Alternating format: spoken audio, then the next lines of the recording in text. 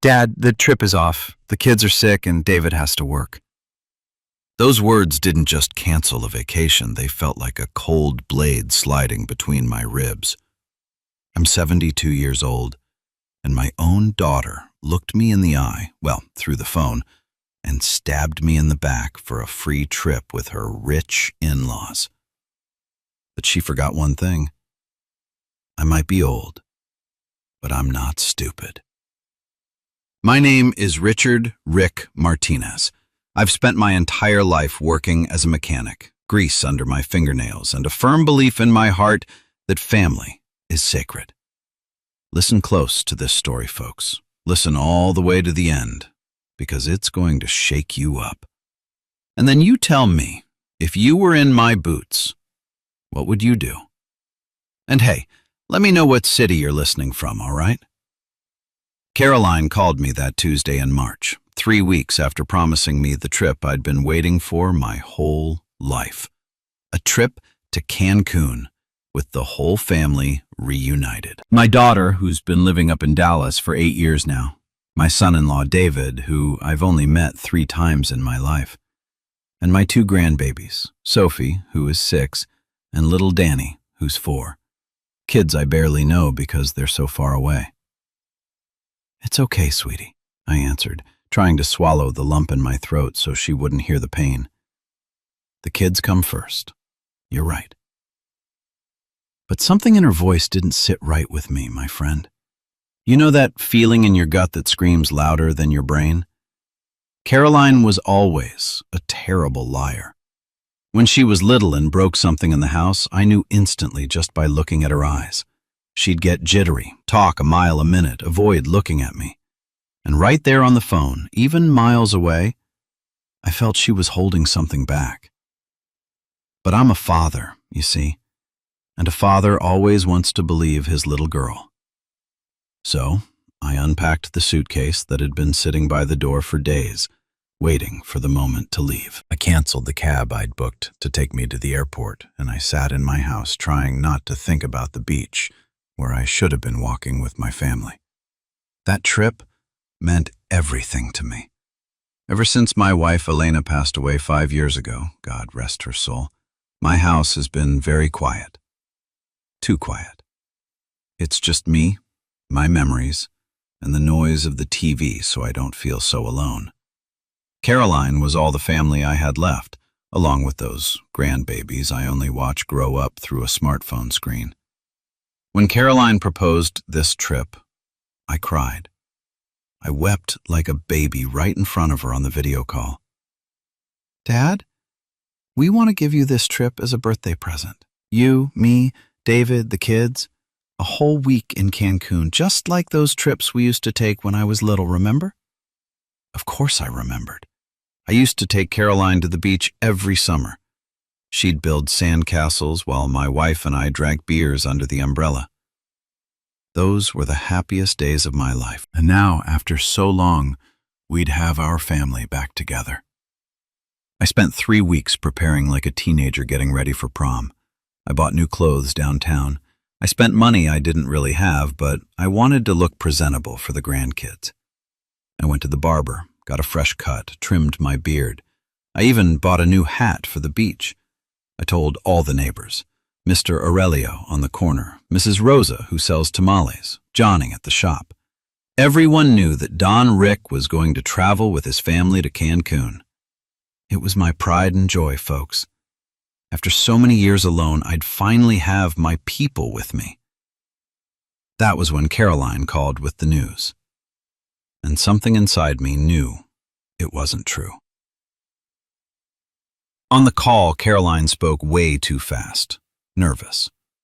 The kids are sick, Dad, high fever, and David has a very important board meeting at work he can't cancel. When I asked if I could help in any way, maybe send some money for the doctor, she changed the subject lightning fast. Don't worry, Dad. They'll get better soon. And when I asked to speak to the sick grandkids, she said they were sleeping. At 2 in the afternoon on a Saturday? Sophie and Danny, who are pure dynamite, sleeping during prime playtime? But I kept my mouth shut. Because when you get old, my friend, You learn that sometimes it's better to swallow the pain than to cause trouble in the family. So I told her I understood that the kids' health came first and we could go another time. After hanging up, I stood in the living room staring at that suitcase I'd packed with so much love. Inside were the gifts I bought for the grandkids, the new clothes, even some traditional candies to bring them. That night, I couldn't sleep.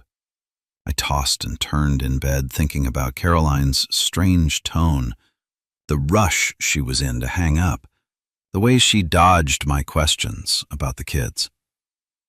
The next day, I decided to do something I'd never done in my life.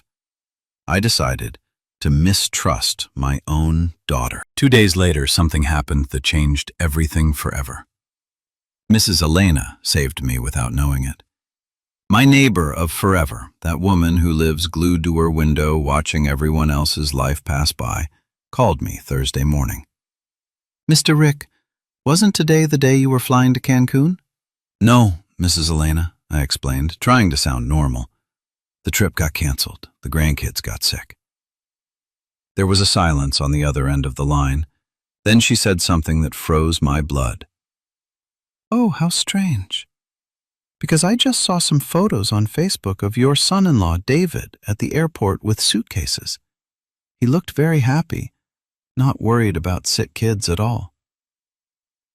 My friend, in that moment, I felt like someone had punched me straight in the gut. "Are you sure, Mrs. Elena?"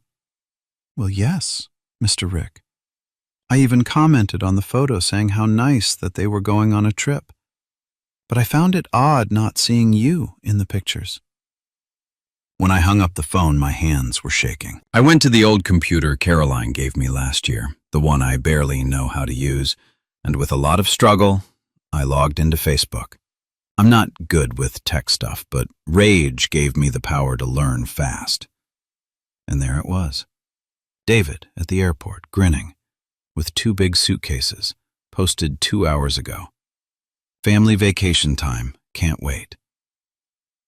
Family vacation time. But without Grandpa, right? I started shaking with anger.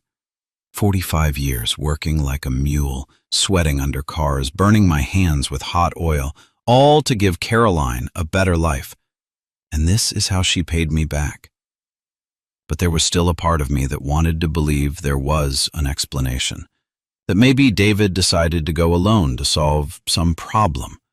That Caroline was still home caring for the sick kids. So I did something I never thought I'd do.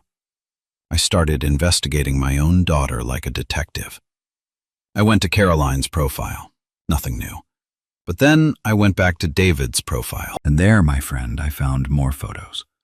The 2 of them at the airport in Dallas, waiting for the connecting flight to Cancun. Caroline smiling, wearing a new dress I'd never seen. The grandkids playing on the airport floor, clearly healthy and happy. Healthy, happy, no high fever. My blood was boiling. But I kept looking. There was a photo where other people appeared in the background, an older couple, well-dressed, also waiting. I zoomed in on the image, and even though it was blurry, something about them looked familiar. I waited all afternoon, checking Facebook every 5 minutes like a teenager waiting for a text from a crush.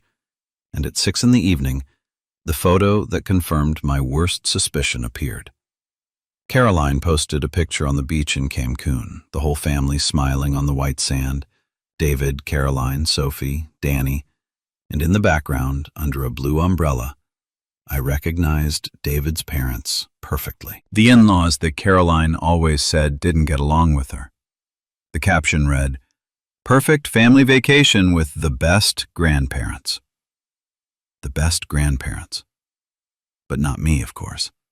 I was back home, alone in my house, believing my daughter's lie. In that moment, I understood everything, folks. It wasn't the grandkids who got sick. It wasn't David who had work. It was a deliberate decision to cut me out of that trip. Caroline preferred to take David's parents, the other grandparents, and leave me behind like unwanted baggage. And do you know what hurt the most? The way she lied to me. Couldn't she have been honest? She could have said she wanted to spend time just with the in-laws, that there wasn't enough room. Anything. But no, she lied to me like I was an idiot, like I wouldn't find out. I sat in the living room staring at that suitcase still by the door, and I cried. I cried like I hadn't cried since my wife's funeral. But this time, it wasn't just sadness. It was rage, a deep rage rising from my stomach to my chest. Caroline had betrayed me in the cruelest way possible. She made me feel like I was a nuisance, like my presence was a stain on the perfect family picture she was building with her gringo in-laws. But in that moment, still sitting in the living room with the tears drying on my face, I made a decision. I wasn't going to stay home crying like an abandoned dog. I wasn't going to let this humiliation pass in silence. If Caroline thought her dad was a senile old fool who swallowed any lie, she was very wrong. I wiped my tears, grabbed the phone, and called the travel agency where Caroline had bought the original tickets. "Good afternoon, this is Richard Martinez. My daughter bought some tickets to Cancun in my name that were supposed to depart tomorrow. I want to know if they're still available." "One moment, sir." The lady typed on the computer. "Yes, I have your reservation here. The ticket is still available. You just need to check in." The ticket is still valid? Yes, sir.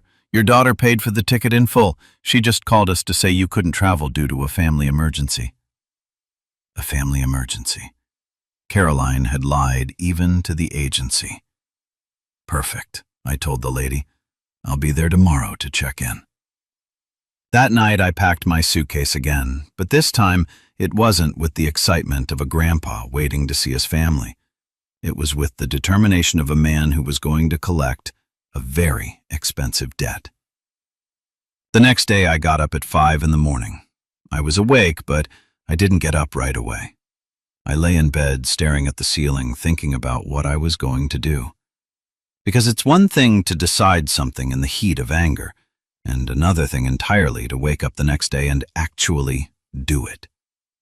But every time I closed my eyes, I saw that photo of Caroline on Facebook.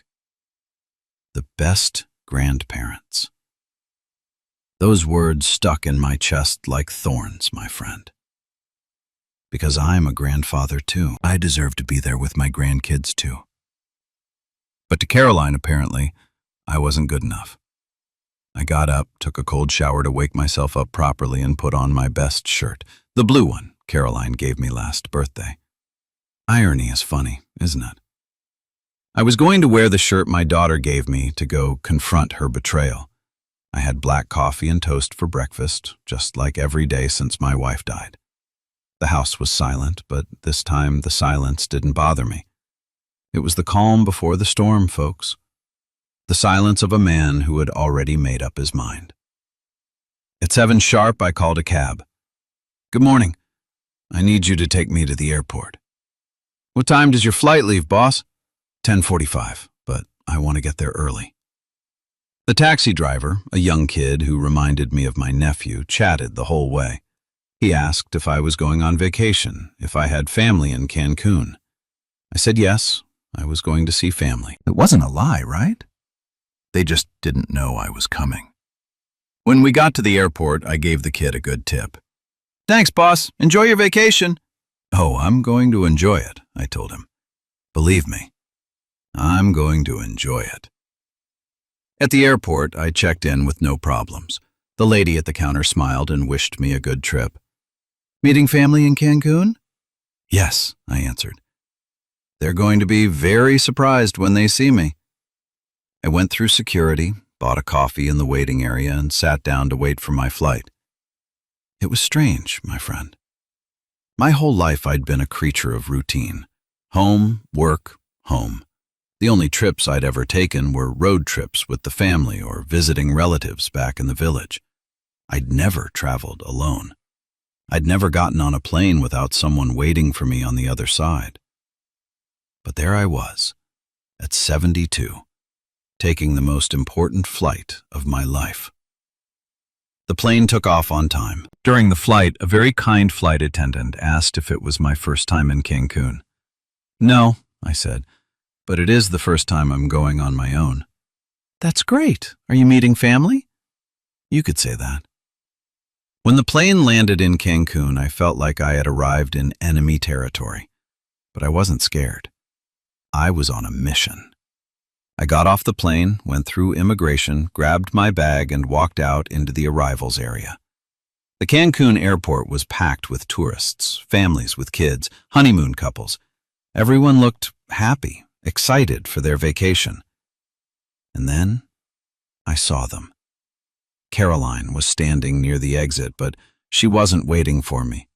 She was holding a sign that said, "The Whitmore Family," with cute letters decorated with little hearts. Next to her were David and the kids. Sophie had a starfish balloon, and Danny was carrying a little teddy bear. But what broke my heart was seeing the other grandparents there too. David's parents, smiling, well-dressed, clearly happy to be with family.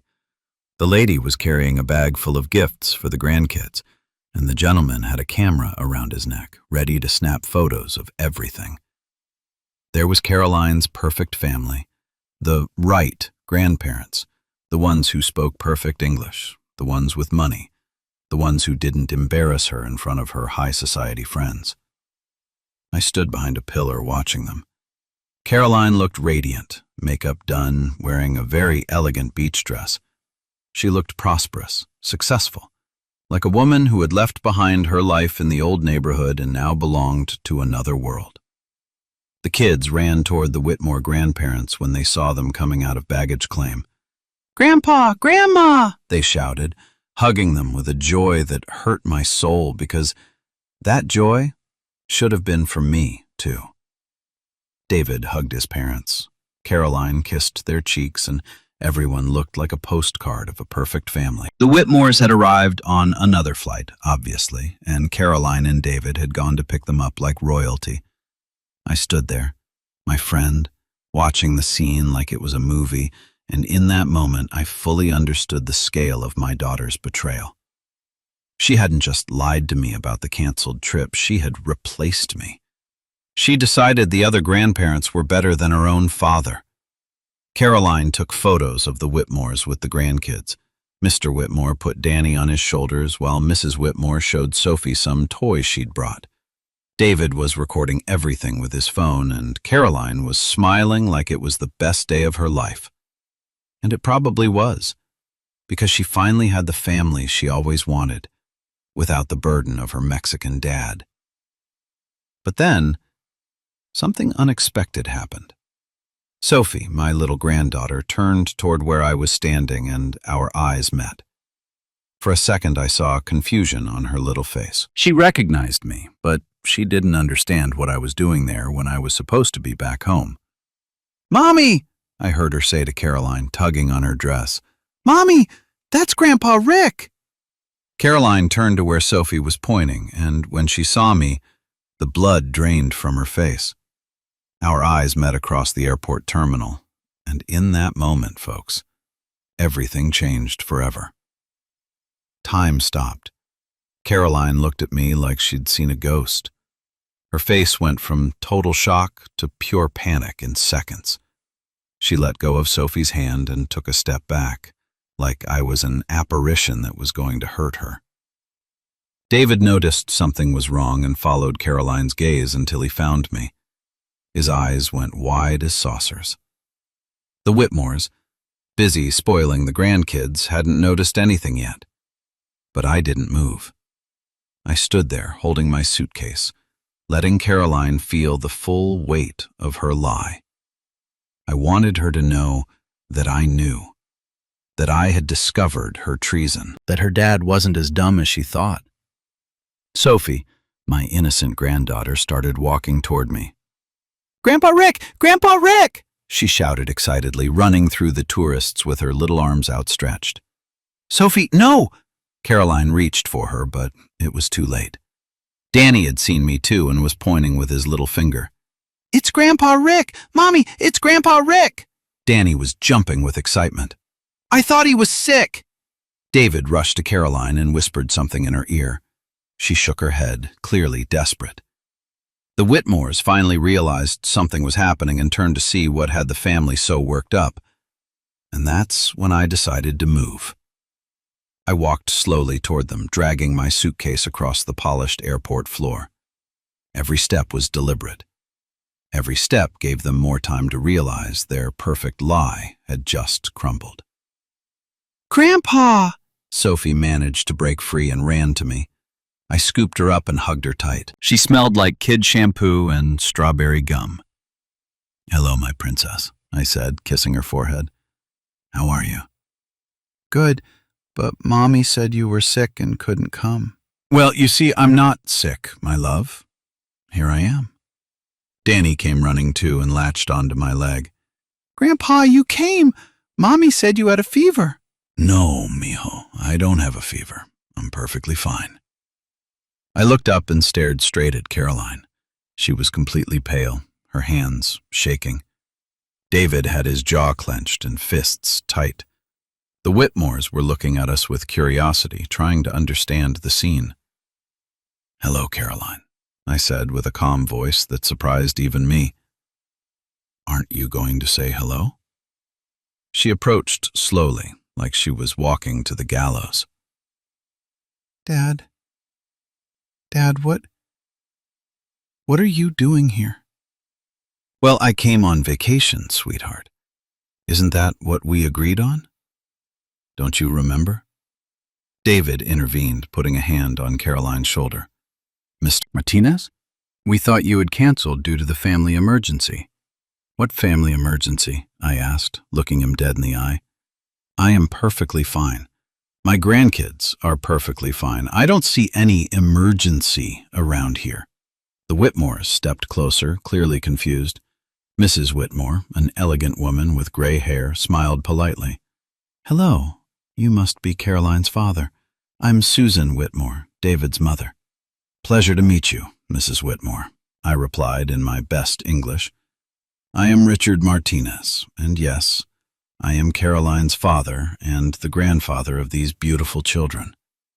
Mr. Whitmore extended his hand. "Nice to meet you, Richard. I'm Bob Whitmore. We didn't know you were coming on this trip." "Oh, but I was always supposed to come," I told them, keeping the smile. "This trip was actually my birthday present from Caroline. Isn't that right, sweetie?" Caroline looked like she was going to faint. David whispered something urgent to her, but she didn't respond. She just looked at me like she couldn't believe I was standing there. "But Caroline told us the trip was just for the immediate family," Susan Whitmore said, looking confused between Caroline and me. "Well, I am immediate family too, don't you think? I'm Caroline's dad, and these kids' grandpa." Sophie was still in my arms, oblivious to the drama unfolding. "Grandpa, are you staying with us at the hotel? We have a huge pool." "Of course, princess. Grandpa booked a room at the same hotel." Caroline finally found her voice. "Dad, we need to talk." "Of course, sweetie. We have a lot to talk about." David tried to take control. "Mr. Martinez, maybe we could meet later at the hotel for dinner and catch up." "Oh, no, David. I'm on the same shuttle as you. Caroline paid for my ticket too, so I assume we're all going to the hotel together, right?" The Whitmores looked at each other, clearly feeling the tension but not understanding exactly what was happening. Bob Whitmore cleared his throat. "Well, this is wonderful. More family the merrier, right?" "Exactly," I said, smiling. "The more family, the merrier." Caroline closed her eyes for a moment, wishing it was all a nightmare. When she opened them, there was something different in her gaze. It wasn't panic anymore. It was resignation mixed with something that looked like anger. "Fine," she said finally. "Let's all go to the hotel." But I knew this was just beginning. While we walked to the exit, holding my grandkids' hands, with the Whitmores chatting excitedly about the plans for the week, Caroline and David walked behind, whispering furiously. I didn't need to hear what they were saying. I knew exactly what they were thinking. They were wondering how my presence was going to ruin their perfect plans. They were wondering what I was going to say, what I was going to do. And they were right to worry. Because this wasn't just about a vacation anymore. This was about respect, about family, about an old man who was tired of being treated like he was invisible. The war had just begun. The ride from the airport to the hotel was the most uncomfortable hour of my life. We were all squeezed into a resort van. The Whitmores chatted animatedly, asking me about San Antonio, my work, my life. They were polite, kind people who genuinely tried to include me in the conversation. And that made everything harder, because I liked them. The problem wasn't with them. The problem was with my own daughter.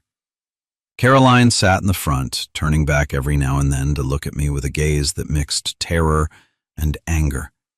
David wouldn't say a word to me. He just stared out the window like the Cancun landscape was the most interesting thing on earth.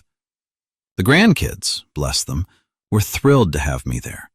Sophie showed me everything out the window. "Look, Grandpa, palm trees! Look, the ocean!" Danny had fallen asleep on my lap, gripping my shirt with his little hand. Susan Whitmore asked about my wife. "Caroline told us you lost your wife a few years ago. I'm so sorry."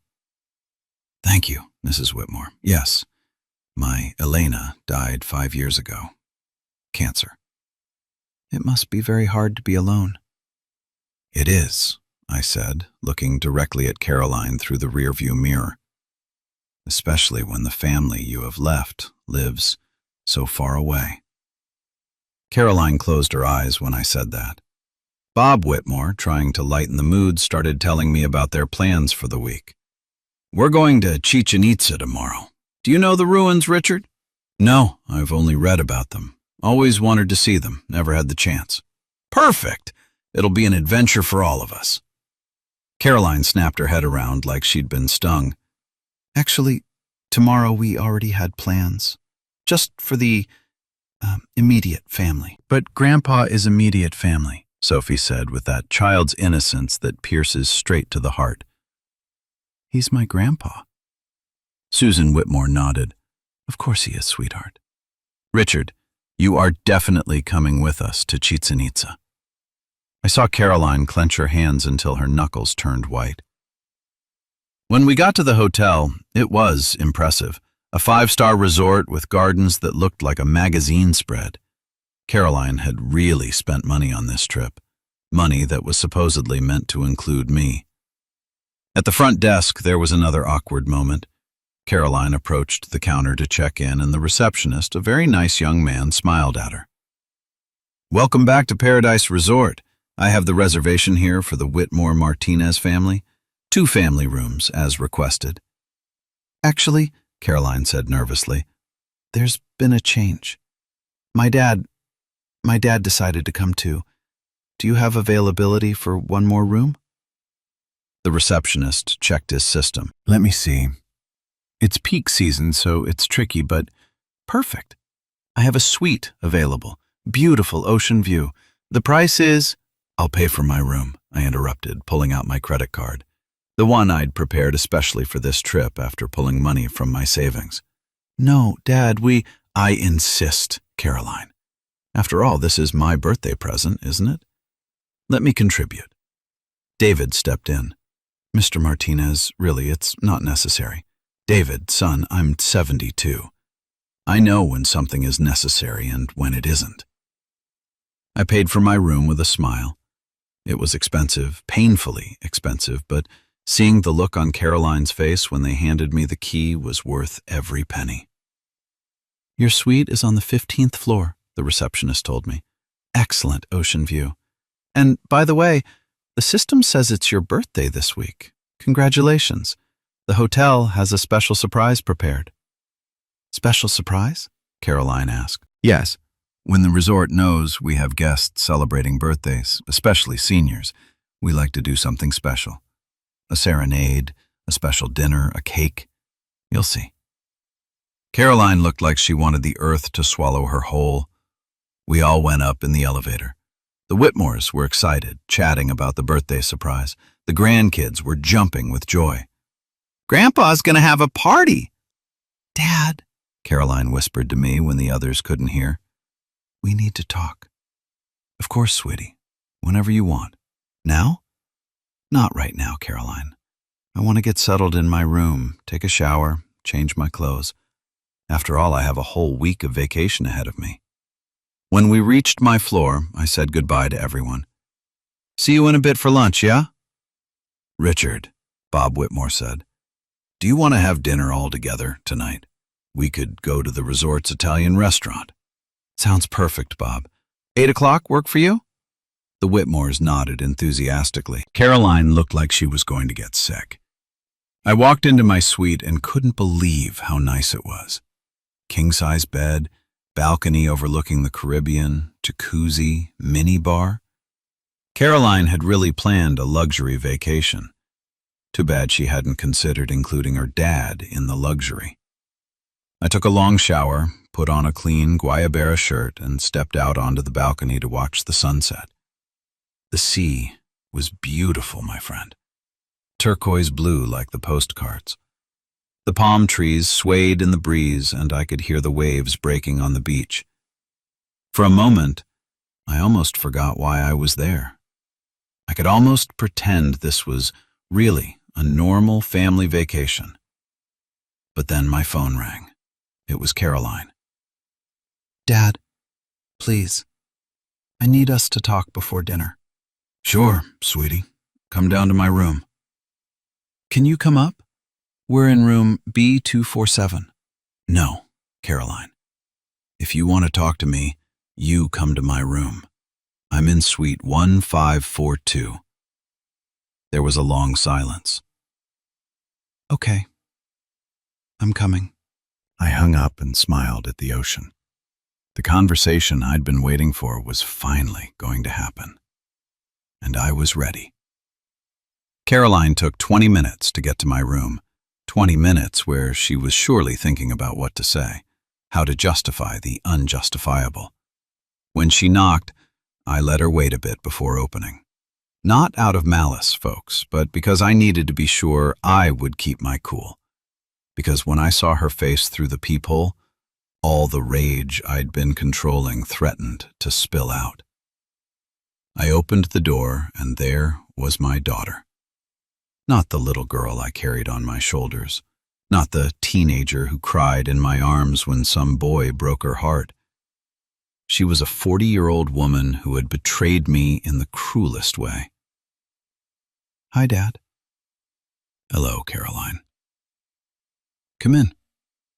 She walked into the suite and stood near the door like she was ready to bolt at any moment, looking at everything except me. "Nice room," she said, trying to sound casual.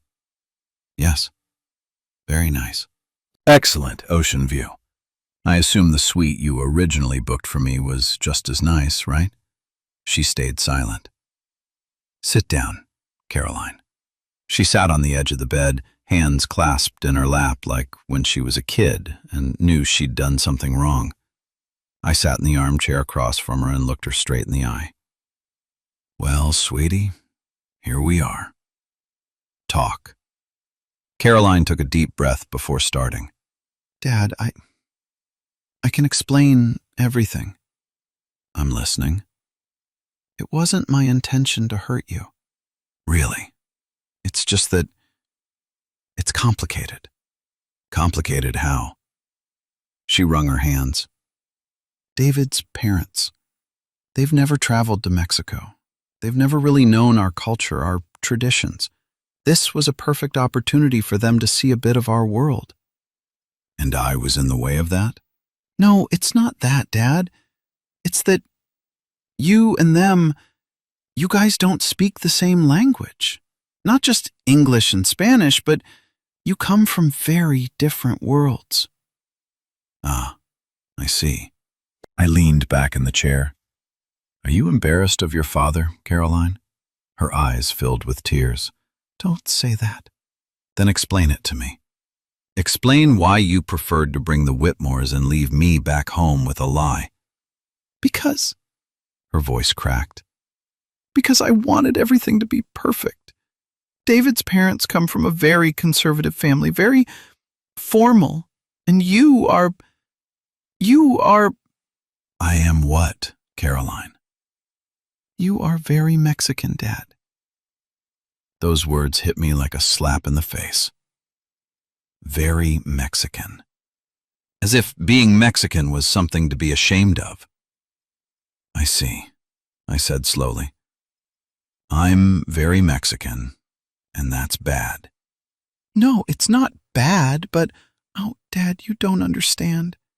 David and I have to maintain a certain image. His family has expectations. His dad is an executive at a major company. His mom is president of the most exclusive garden club in Dallas. They are used to a certain level. And I don't have level. It's not that. It's that you talk loud. You tell jokes they won't understand. You eat ribs with your hands. Ah, he eats with his hands. The horror. Dad, please, I'm trying to be honest with you. Honest? I stood up from the chair. Honest is lying to me about sick grandkids. Honest is making me believe David had work. Honest is leaving me alone in my house while you go on vacation with the other grandparents. Caroline started to cry. I'm sorry, Dad. I'm so sorry. I know it was wrong, but I didn't know how to tell you. Tell me what? That you're ashamed of me? I'm not ashamed of you. Then what? That I'm not good enough for your in-laws? That my mechanic job isn't respectable? That my calloused hands are going to scare Mrs. Whitmore? Dad. You know what, Caroline? The Whitmores seem like very nice, very polite people. And you know what else? I haven't seen them look at me with scorn for being Mexican. Quite the opposite. They've been very kind to me. They are good people, Dad. It's not their fault. No, it's not their fault. It's your fault. Yours and no one else's. Caroline cried harder. I'm sorry. I'm so sorry, Dad. You know what hurts the most, sweetie? It's not that you chose the Whitmores. It's not that you lied to me. It's not even that you left me alone. Then what? What hurts the most is that you've lost respect for where you come from, for who you are, for who made you who you are. Dad, I haven't lost... Yes, you have. You think you got where you are by magic. You think your education, your career, your life in the suburbs appeared out of thin air? Of course not. I worked double shifts for years to pay for your college. I sold my car to buy you the computer you needed. Your mom and I ate beans so you could eat steak. And we did it all with pride, Caroline. With pride in being Mexican, in being hard workers, in being your family. I know all that, Dad. Really? Because it seems like you forgot. Caroline wiped her tears with the back of her hand. What do you want me to do? What do you want me to tell the Whitmores? I don't want you to tell them anything, Caroline. They've already figured it out. What do you mean? They're not stupid. They know something weird happened at the airport. They know my presence here wasn't planned. But guess what? They're so polite, they won't ask. They're going to pretend everything is normal. Caroline stayed silent. Now I'm going to tell you what's going to happen. We are going to have dinner all together like a happy family. We are going to go to Chichen Itza tomorrow. We are going to do all the activities you had planned. And you are going to smile and act like nothing happened. And later, when we get back home, you and I are going to have a very long conversation about respect and family. Caroline nodded in silence. Now go fix yourself up for dinner. And Caroline. Yes? The next time you want to get rid of your Mexican dad, have the guts to tell me to my face. Caroline walked out of my room without another word, and I stayed there, watching the sunset over the Caribbean, preparing myself for the most uncomfortable dinner of my life. The dinner at the resort's Italian restaurant was a spectacle worthy of a soap opera. Caroline arrived with swollen eyes but perfectly redone makeup. David looked like he was at a funeral, and the Whitmores were as animated as ever, oblivious to the family drama unfolding right in front of them. The grandkids, bless their hearts, were the only ones genuinely happy to have the whole family together. The restaurant was fancy, candlelight on the tables, soft music in the background, the kind of place where Caroline felt comfortable, where she could show off her new life. But that night, every elegant detail seemed to remind her how uncomfortable she felt with my presence there. Bob Whitmore had reserved a large table near the window overlooking the sea, and he insisted I sit next to him. "Richard, tell me more about your work as a mechanic. I've always admired people who work with their hands." He was a man genuinely interested, not pretentious at all, and that made it all the more painful for Caroline. During dinner, Susan Whitmore asked me about traditions. "Richard, how do you celebrate birthdays in your culture? We want to make sure we do something special for you this week." I told her about the mañanitas, the piñatas, the family cookouts that last all day. She listened fascinated, taking mental notes, while Caroline squirmed in her chair every time I mentioned some very Mexican tradition. David tried to change the subject every few minutes, but the Whitmores kept asking me things. They wanted to know about the old neighborhood, about my family, about my life, and I told them everything with pride, glancing at Caroline every now and then so she could see that her Mexican dad could have a civilized conversation with her precious in-laws. The grandkids sat between Caroline and me, and it was beautiful to see how they naturally included me in everything. Sophie showed me how to eat escargot. Danny insisted I try his pasta because it was super delicious, Grandpa. To them, I was just their grandpa who showed up as a surprise, and that was a reason for joy, not shame. Bob Whitmore noticed the natural connection I had with the kids. "You can tell he's a wonderful grandfather, Richard. The kids adore him." Caroline almost choked on her wine when she heard that because she knew her kids had spent more time with me in these few hours than in the last 2 years combined. Halfway through dinner, something happened that neither Caroline nor David expected. The restaurant staff approached with a small cake and started singing Happy Birthday in English and Spanish. "Surprise for Mr. Richard!" they shouted, and the whole restaurant turned to look at us. The Whitmores clapped excitedly. The grandkids jumped for joy, and Caroline had to smile and act like everything was perfect while dying of shame inside. The waiter explained that the hotel had seen it was my birthday that week and wanted to celebrate because grandparents traveling with family are very special to us. Susan Whitmore insisted on taking photos of everything, and there I was, smiling with my cake, surrounded by family while Caroline pretended to be happy. After the cake, Bob Whitmore ordered a bottle of good tequila to toast. "In honor of Richard and Mexico," he declared, raising his glass.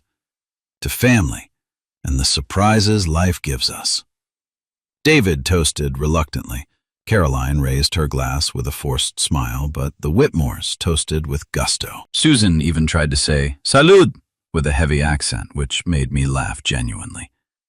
It was impossible not to like these people, and that made everything more complicated for Caroline, because she realized her fears about my behavior were just that, unfounded fears based on her own shame.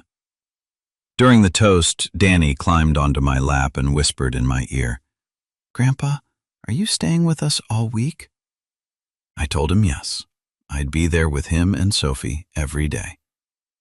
"That's awesome. Tomorrow we're seeing pyramids. Mommy says they're really old like you." Everyone laughed. Even Caroline couldn't help but smile at her son's innocence. Bob Whitmore said, "Out of the mouths of babes. Pyramids and grandparents have a lot of wisdom to share." It was a simple comment, but Caroline understood the implied message. that I had value, that my experience mattered, that my presence wasn't a burden, but a gift. When we finished dinner, the Whitmores suggested a walk on the beach. It's a perfect night, and Richard should see the ocean at night on his first night here. Caroline tried to excuse herself, saying the kids were tired, but Sophie and Danny insisted on going to the beach with Grandpa. We all walked on the sand, the Whitmores taking photos of everything, the grandkids running in the surf, and me chatting with Bob about the difference between the Pacific and the Caribbean. David and Caroline walked behind, whispering things I couldn't hear but could imagine perfectly. Susan Whitmore walked beside me for a while and said something that surprised me. "Richard, it's obvious you love your family very much, and it's obvious your family loves you too. Sometimes families make mistakes, but the important thing is that in the end, we always find a way to be together." She was a wise woman, and I realized she had understood perfectly what had happened without anyone explaining a thing. At the end of the night, when we returned to the hotel, the Whitmores said goodbye with hugs and plans for the next day. "See you early for Chichen Itza, Richard. It's going to be an incredible adventure." The grandkids hugged me tight before going to their room, and I was left alone in the elevator with Caroline and David. The silence was so thick you could cut it with a knife. Caroline looked at me in the elevator mirror, and I saw something different in her eyes. It wasn't pure shame anymore. It was something more complex. Maybe the beginning of understanding what she had lost by trying to hide me. When we reached my floor, David finally spoke to me. "Mr. Martinez, thank you for making this easy tonight." I told him I hadn't done anything special, just been myself. "Exactly," he replied. And for the first time since the airport, he looked me straight in the eye. Caroline said nothing when the elevator doors closed, but she didn't need to. She had seen her Mexican dad behave like a gentleman. She had seen her in-laws treat me with respect and affection. She had seen her children adore me unconditionally. And I think for the first time in a long time, she was asking herself exactly what she had been so afraid of. That night I fell asleep to the sound of the waves and the satisfaction of having won the first battle. But the war wasn't over yet. I woke up at 5 in the morning without an alarm, just like I had during all my years as a mechanic. The difference was that instead of getting ready for another day under the hood of a car, I was getting ready to visit Chichen Itza with a family that, 24 hours ago, didn't know I existed in their plans. I went out to the balcony of my suite and watched the sunrise over the Caribbean while drinking coffee I made in the room. It was a moment of peace before what promised to be another day full of family tension, but also small victories. The hotel breakfast buffet was another piece of family theater. The Whitmores arrived on time and excited. Bob already had his camera ready, and Susan had researched the entire history of Chichen Itza online the night before. "Richard, did you know the castle has exactly 365 steps, one for each day of the year? The Mayans were incredible mathematicians." I told her I didn't know that fact, but I was excited to learn along with her. Caroline arrived 15 minutes late, with dark circles under her eyes that makeup couldn't fully hide. And David looked like he'd slept on the couch because he had that face of a man who'd had a rough night. The grandkids, of course, were full of energy and excited for the adventure, asking me if the pyramids were bigger than the buildings in Dallas. During breakfast, Susan Whitmore asked me about my knowledge of Mayan culture. "I assume being Mexican you must know a lot about your ancestors." I explained that I knew the basics that any Mexican learns in school, but I had never had the chance to visit the ruins. "How exciting that it's your first time too. We can discover it all together." Caroline almost choked on her orange juice when she heard that, because it meant the Whitmores were actively including me in the experience, not just tolerating my presence. Bob Whitmore suggested we hire a private guide to have a more personalized experience. "It'll be perfect so Richard can ask all the questions he wants in Spanish if he doesn't catch something in English." It was a thoughtful gesture that showed they really cared about including me, while Caroline seemed to shrink in her chair. The bus ride was revealing. The Whitmores sat with me, and we spent the whole trip talking about our lives. Bob told me about his work in insurance, but also about how he missed working with his hands like he did in his youth. I worked on a farm before college. There's something very satisfying about creating something tangible, like you did fixing cars. Susan talked about her grandkids in Dallas, about how she missed when they lived closer, and I understood that they also knew the pain of family distance. Caroline and David sat in separate seats, whispering occasionally, clearly uncomfortable with how well I was getting along with the other grandparents. The grandkids wandered between us, asking us to tell stories, completely oblivious to the adult tension. When we arrived at Chichen Itza, the majesty of the place hit us all. The castle stood imposing under the Yucatan sun, and for a moment we all stood in silence, admiring the magnificence of what our ancestors had built. The guide we hired, a very knowledgeable Mayan man named Antonio, immediately connected with me when he heard me speak Spanish. "What a pleasure to have a Mexican brother in the group. I'm going to tell you secrets of our ancestors that aren't in the tour books." Caroline realized that my presence was enriching the experience for everyone, not cheapening it like she had feared. Antonio explained details about Mayan rituals, the astronomical significance of the buildings, legends passed down from generation to generation. The Whitmores were fascinated, constantly asking me to translate specific details or explain cultural references they didn't quite get. "Richard, what does he mean when he says the Mayans saw time as cyclical and not linear, like us?" Susan took notes in a small notebook, determined to remember every detail. Bob photographed everything, but he especially photographed me explaining things to the grandkids or translating for them. In those photos, I wasn't the Mexican nuisance Caroline had imagined. I was the wise grandfather connecting the whole family to an ancient culture. David, who kept his distance at first, gradually moved closer to the group when he realized my presence was making the experience richer for his own parents. The most emotional moment was when we reached the Great Ball Court. Antonio explained it was the largest sports field in Mesoamerica, where they played a sacred game that sometimes ended in human sacrifice. Sophie asked if I was scared, and I explained that you had to understand that for the Mayans, being chosen for the gods was an honor, that they had a very different way of viewing life and death. Bob Whitmore said, "Richard, you have a very wise way of explaining things. You can tell you've thought a lot about life." Susan nodded. "The kids are going to remember this explanation forever. They're learning not just history, but perspective." Caroline listened to all this from a few yards away, and I saw on her face that she was starting to understand she had made a huge mistake, underestimating me. During lunch at the site restaurant, Antonio sat with us and told local legends while we ate cochinita pibil and drank hibiscus tea, agua de Jamaica.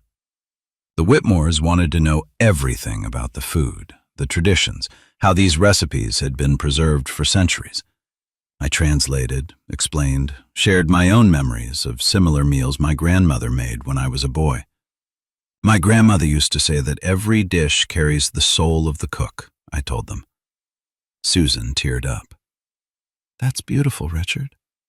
Food is a connection between generations." Bob raised his beer.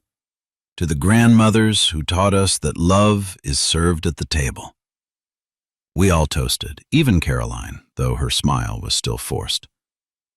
On the way back to the hotel, the Whitmores couldn't stop talking about how incredible the day had been.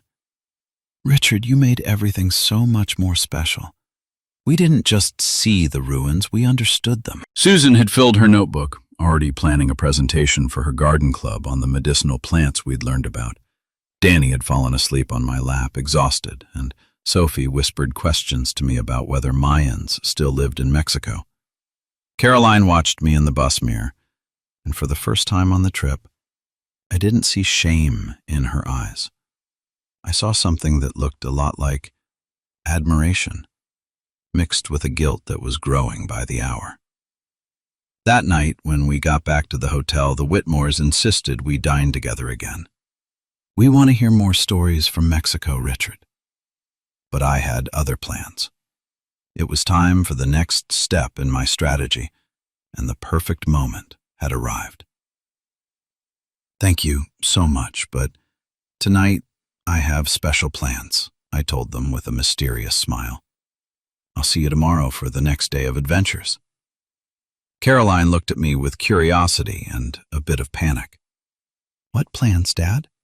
"You'll see," I answered, heading for the elevator. You'll see. Instead of going to my room, I went down to the lobby and spoke to the concierge, a very attentive young man named Carlos, who had noticed from day one that I wasn't the typical tourist. "Don Rick, how can I help you tonight?" I asked if he knew where I could hire mariachis for a special serenade. His eyes lit up.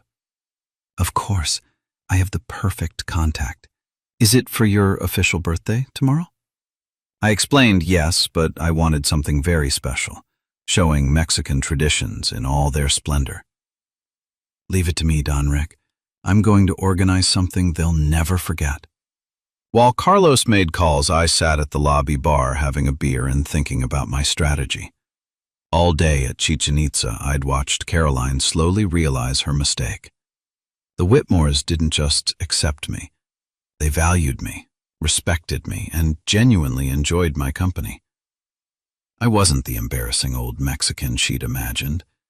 I was just a grandpa with a lot of love to give and stories to tell. But I hadn't finished teaching her the lesson.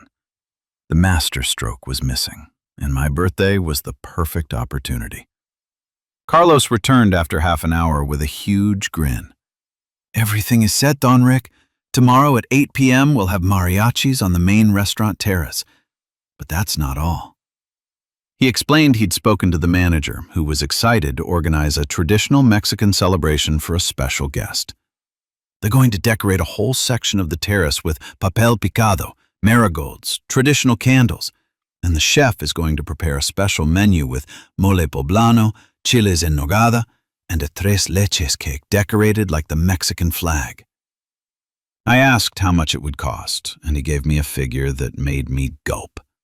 It was more money than I'd spent in months, basically all my emergency savings. But it was worth it. "Do it," I said. "And one more thing, Carlos. I want you to invite all the hotel guests. Make it an open celebration where anyone who wants can come learn a bit about Mexican culture." That night, I called my buddy Aurelio back home. "Hey, compadre, how's the Cancun adventure?" I told him everything. "No way, man. Your Caroline acted really bad towards you." I explained my plan for the next day, and he laughed. "That's awesome. You're going to teach her that being Mexican isn't a reason for shame, but for pride." We talked for over an hour, and he gave me advice on handling the situation. "Remember, compadre, the goal isn't to humiliate her, but to educate her. Let her learn to value her roots and you." He was right. This wasn't revenge. It was education. The next day, my official birthday, I woke up earlier than ever. I had things to do before the family got up. I went down to the concierge and reviewed all preparations with Carlos. The decoration was underway, mariachis confirmed, menu ready. "Don Rick, this is going to be epic." Word has spread among the staff. Everyone is excited. It's been a long time since we had a real traditional celebration. I thanked him and left a generous tip. Then I went to the boutique and bought new guayaberas for me and Danny and a traditional Mexican dress for Sophie. If we were celebrating culture, we were doing it right. Family breakfast was different that day. The Whitmores arrived with wrapped gifts and big smiles. "Happy birthday, Richard." Susan handed me a carefully wrapped package. It was a book on Mexican history in English and Spanish. "So we can keep learning about your culture together." Bob gave me a very elegant guayabera. "I saw you like wearing these shirts, so I thought you'd like a new one for special occasions." The grandkids brought me drawings, one of the pyramid and another of the whole family on the beach. Caroline and David gave me a card and a bottle of expensive tequila, but it was obvious they'd bought it that morning in the hotel shop without much thought. During breakfast, I told everyone about the celebration I'd planned for that night. I want to share with you how we celebrate birthdays where I come from. There will be mariachis, traditional food, and a little party on the terrace.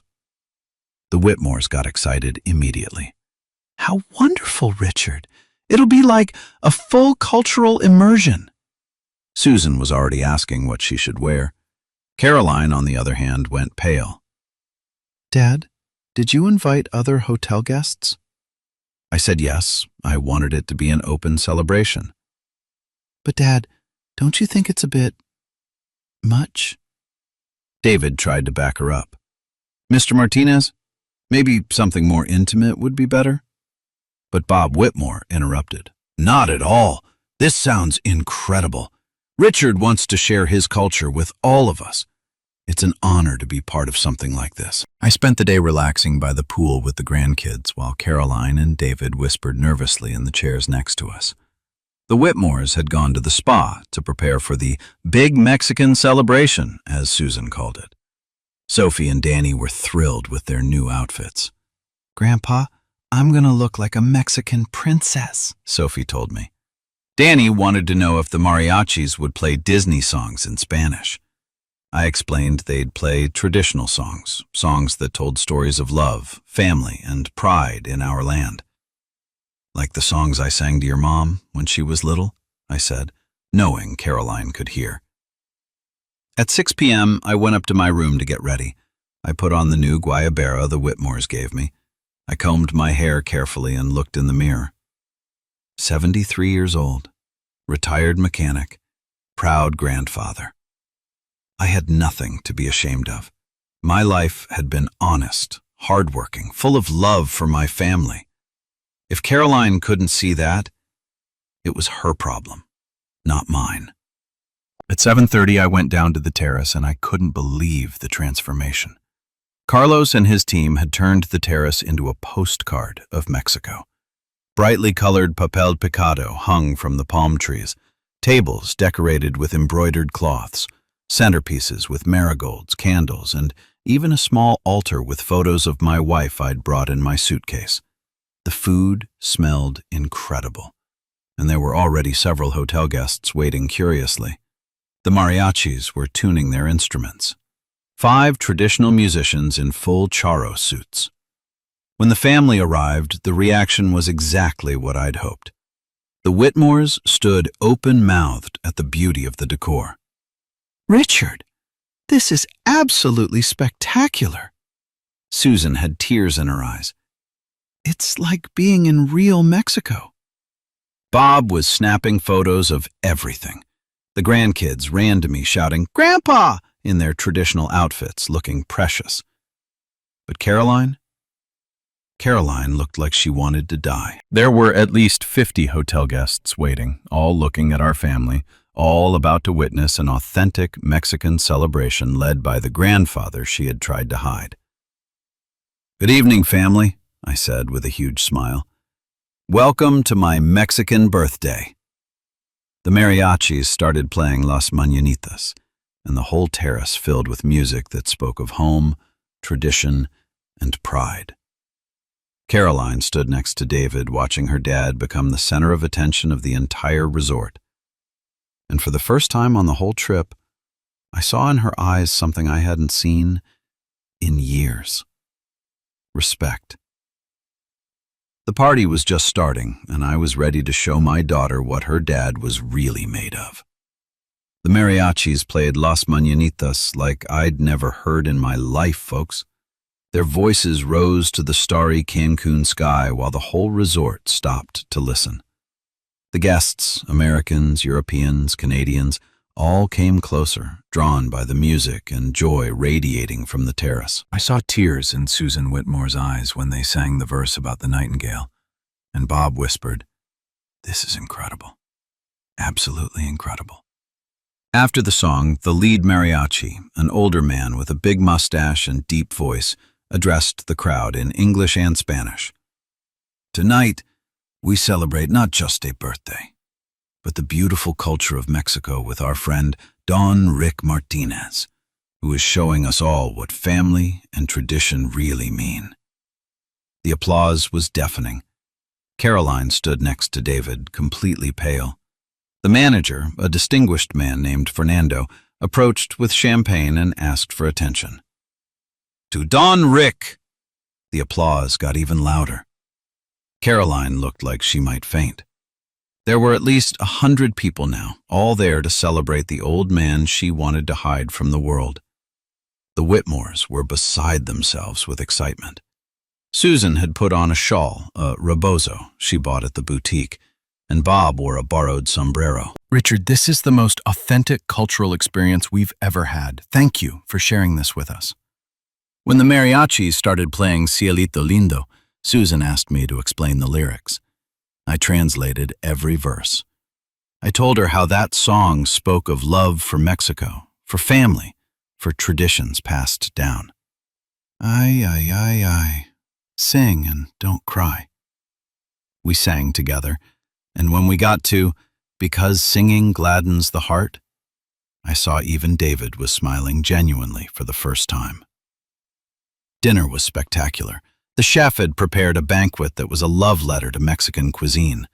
Mole poblano that smelled like heaven, chiles en nogada, cochinita pibil that melted in your mouth, Oaxacan tamales wrapped in banana leaves.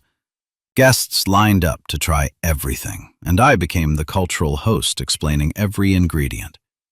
This mole has 27 ingredients, I explained to a fascinated German couple. My grandmother used to say that each ingredient represents a prayer for the family. A lady from New York asked about the chiles en nogada, and I told her the legend of how it was created to celebrate Mexico's independence. Food is history, she told me, and she was right. During dinner, something unexpected happened. A mariachi approached Caroline and asked if she wanted to dedicate a song to her dad. She got even more nervous. I don't really know Mexican songs, she answered in English, as if speaking Spanish was shameful. The mariachi smiled. But you are Mexican, right? Surely your dad sang something to you when you were a girl? Caroline looked at me from across the terrace, and for a moment, I saw the little girl who used to sit on my lap while I sang her to sleep. He sang La Llorona to me, she admitted finally, so quiet it was barely audible. The mariachi beamed.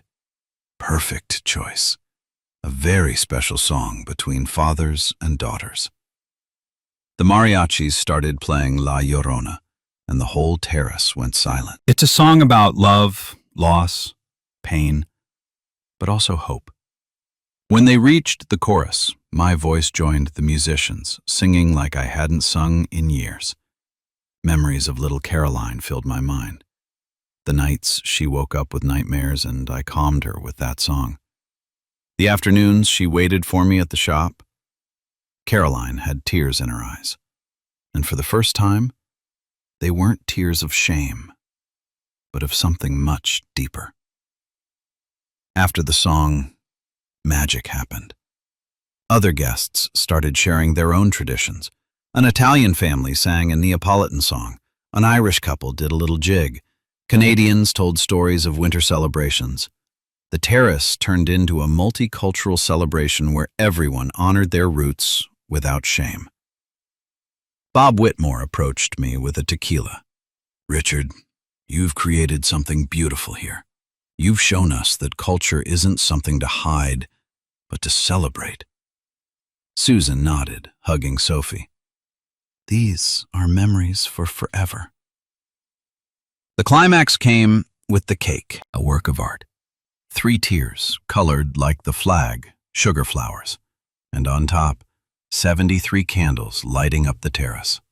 Make a wish, shouted the grandkids. I stood in front of the cake looking at the faces around me. The Whitmores, who accepted me.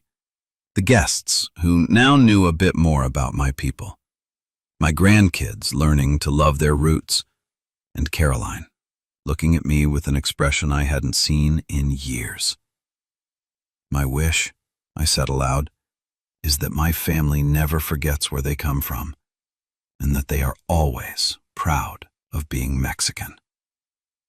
I blew out the candles, and the terrace exploded in applause. The mariachis played Las Golondrinas while people ate cake. Caroline walked up to me slowly. "Dad," she said, voice cracking. "Dad, I'm sorry. I'm so sorry." I hugged her tight, feeling her shake in my arms. "It's over, sweetie. It's all over." "No, Dad, it's not okay. I was ashamed of the wrong things. I should be ashamed of having been ashamed of you." David approached, too, carrying sleeping Danny. "Mr. Martinez, I want to apologize, too. Caroline and we made bad choices. My parents haven't stopped talking about how wonderful you are. We realized the problem was never you. The problem was us." I put a hand on his shoulder. "David, my friend, sometimes we make mistakes because we fear things we shouldn't fear. The important thing is to learn and move forward." The Whitmores came to say goodbye since they were leaving early. Susan hugged me with tears. "Richard, this has been the most meaningful vacation of our lives. You've taught us so much about family, about culture, about what really matters."